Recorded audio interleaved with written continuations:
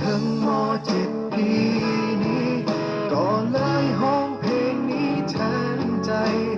ก่อนที่เฮาจะจากไปห่างกันให้ทุกคนจดจำในใจฝากเพลงนี้ไว้ให้คิดถึงกันเมื่อต้องถึงวันที่จากไป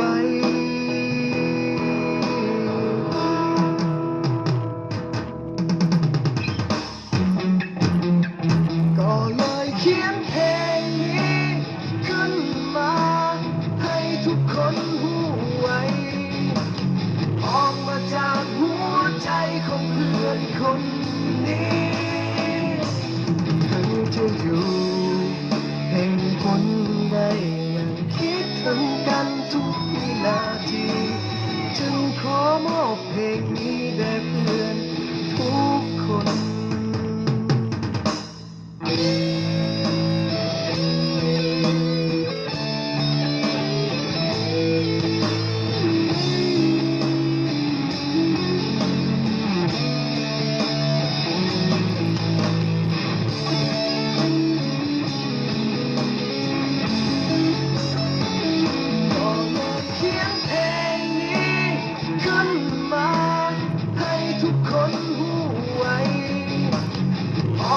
จากหัวใจของเพื่อนคน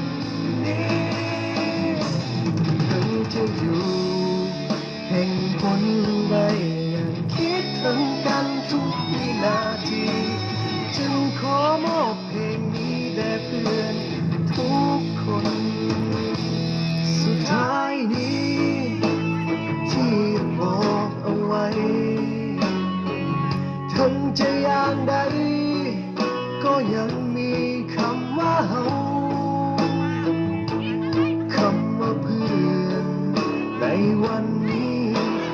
จะบ่มีวันเก่าพวกเขา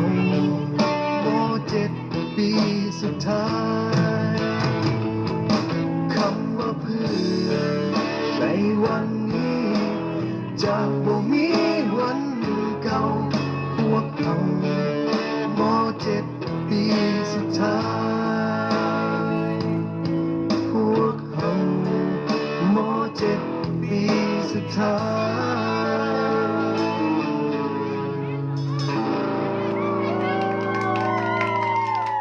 เอาคนตั้งไงเลย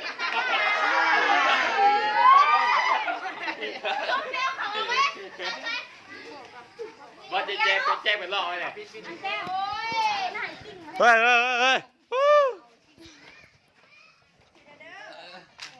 ฮ้ยเฮ้ยจะเลิกก็ก่อนเนอะเด้อกูมาหาหัวคนนี้ก็เขาว่าวันเวลาผ่านมาเนิ่นนานเหมือนสาย